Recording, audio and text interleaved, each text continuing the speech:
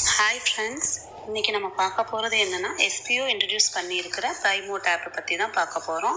பைமோட் ஆப்பில் பார்த்தீங்கன்னா grocery, skin care product, hair oil இந்த மாதிரி வீட்டுக்கு தேவையான ப்ராடக்ட்ஸை வாடிக்கையாக கொடுத்துட்ருக்காங்க. இதில் நாம் டெய்லி யூஸ் பண்ணுற ப்ராடக்ட் நிறைய கிடைக்குது. சர்ச்சில் பிளான் நேம் கொடுத்தாலே போதும், நமக்கு தேவையான ப்ராடக்டை சர்ச் பண்ணி வாங்கிக்கலாம். இன்னொன்று என்னென்னு பார்த்தீங்கன்னா டீல்ஸ்னு ஒரு ஆப்ஷன் இருக்கும்.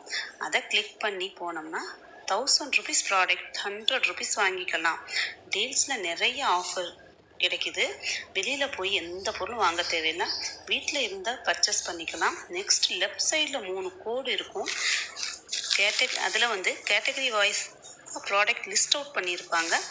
அதில் போய் நம்ம ப்ராடக்டை சூஸ் பண்ணி வாங்கிக்கலாம். இவ்வளவு ஃபியூச்சர் இருக்கிற இந்த பைமோட் ஆப்பை நீங்களும் பை பண்ணணும்னு நினச்சிங்கன்னா கீழே டிஸ்கிரிப்ஷன் பாக்ஸில் லிங்க் இருக்கும். அதில் நீங்கள் டவுன்லோட் பண்ணி இந்த ஆப்பை நீங்களே யூஸ் பண்ணிக்கலாம். Thank you friends. இந்த மாதிரி முளைக்கட்டி வச்ச கொள்ளை யூஸ் பண்ணி மட்டன் குழம்பு மிஞ்சிற டேஸ்ட்ல சூப்பரா அசத்தலான கொள்ளு குழம்பு செஞ்சிடலாம். ஃபர்ஸ்ட் முதல் நாள் நைட்டே கொள்ளை ஊற வச்சுக்கோங்க. இந்த மாதிரி நல்லா வாஷ் பண்ணி எடுத்துட்டு ஒரு நாள் ஃபுல்லா ஊற வச்சீங்கன்னா இந்த மாதிரி நல்லா ஊறி வந்துடும். இனி இந்த மாதிரி ஒரு வெள்ளை துணியில கட்டி வச்சுக்கோங்க. இறுக்கமா கட்டி ஒரு பாக்ஸ்ல போட்டு மூடி வச்சீங்கன்னா நல்லா முளைச்சு. இதை வச்சு இனி ரெசிபி ரெடி பண்ணிடலாம். ஒரு கடாயில கொஞ்சமா ஆயில் சேர்த்துட்டு 4 பல் பூண்டு, தாராளமாவே சின்ன வெங்காயம் சேர்த்துக்கலாம். 1 ஸ்பூன் சீரகம், 10 போல குருமிளகு, ஒரு சின்ன துண்டு பட்டை, 2 பீஸ் கிராம்பு, கூடவே ஒரு தக்காளி சேர்த்துட்டு இதெல்லாம் நல்லா வதக்கி இந்த ஆனியனும் தக்காளியும் நல்லா சாஃப்ட் ஆனதுக்கு அப்புறமா 3 ஸ்பூன் மல்லித்தூள், 1 ஸ்பூன் மிளகாத்தூள் சேர்த்து நல்லா கலந்துட்டு ஆற வச்சு அரைச்சு எடுத்து வச்சுக்கலாம். இனி ஒரு குக்கர்ல கொஞ்சம் ஆயில் சேர்த்துட்டு கடுகு, சீரகம், 10 போல சின்ன வெங்காயம் கட் பண்ணி சேர்த்துக்கோங்க. கொஞ்சம் கருவேப்பிலை சேர்த்து தாளிச்சுட்டு நீ அரைச்சு வச்சிருந்தோம் இல்லையா, அந்த மிக்ஸ் உள்ள சேர்த்து தேவையான அளவு உப்பு சேர்த்துக்கலாம். இது ஒரு கொதி வந்ததும் நம்ம முளைக்கட்டி வச்சிருந்த கொள்ளை உள்ள சேர்த்து நல்லா கலந்து விட்டு தேவையான அளவு தண்ணி சேர்த்து ஒரு 2 ல இருந்து 3 விசில் அளவுக்கு சிம்ல வச்சு விட்டு எடுத்துக்கோங்க.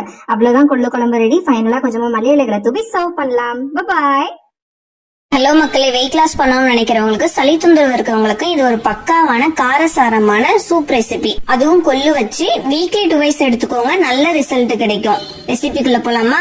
நான் எடுத்திருக்கிறது 100 கிராம் கொள்ளு. இந்த அளவுக்கு 4 பேரு கரெக்டா இருக்கும். கொள்ளு நல்லா பொன்னிறமா வறுத்துட்டு நல்லா கழுவிடுங்க. இப்போ ஒரு குக்கர்ல கொள்ளு, பூண்டு, சின்ன வெங்காயம், ஜீரகம், மிளகு, 1 நாட்டு தக்காளி, கருவேப்பிலை, கொத்தமல்லி தழை, பெருங்காய பொடி, உப்பு, மஞ்சள் தூள், அது கூட 1 லிட்டர் தண்ணி சேர்த்து லாஸ்டா நல்லெண்ணெய் 1 டேபிள் ஸ்பூன் விட்டு குக்கரை மூடி 8 to 10 விசில் விட்டீங்கன்னா நல்லா இந்த மாதிரி வெந்திருக்கும். இப்போ வெந்த கொள்ளுல இருக்க தண்ணியை மட்டும் வடிகட்டி ஒரு ஓரமா வச்சிருங்க. கொள்ளை மட்டும் தனியா எடுத்து மிக்ஸி ஜார்ல போட்டு அரைச்சுக்கோங்க. அரைச்ச கொள்ளை வடிகட்டி வச்ச கொள்ளு தண்ணி கூட சேர்த்து கொத்தமல்லி தழை போட்டு நல்லா சுட சுட சர்வ் பண்ணீங்கன்னா சூப் ரெடி. டேஸ்ட் ரொம்ப நல்லா இருக்கும். ட்ரை பண்ணிட்டு எப்படி இருந்துச்சுன்னு சொல்லுங்க. பாய்.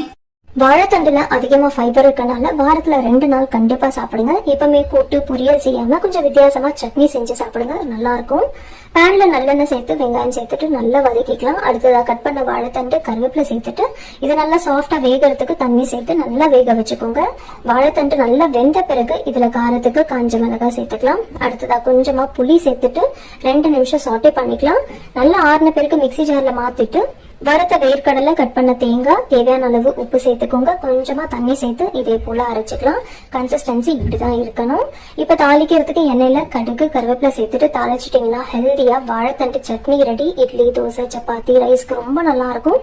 கண்டிப்பா செஞ்சு பாருங்க.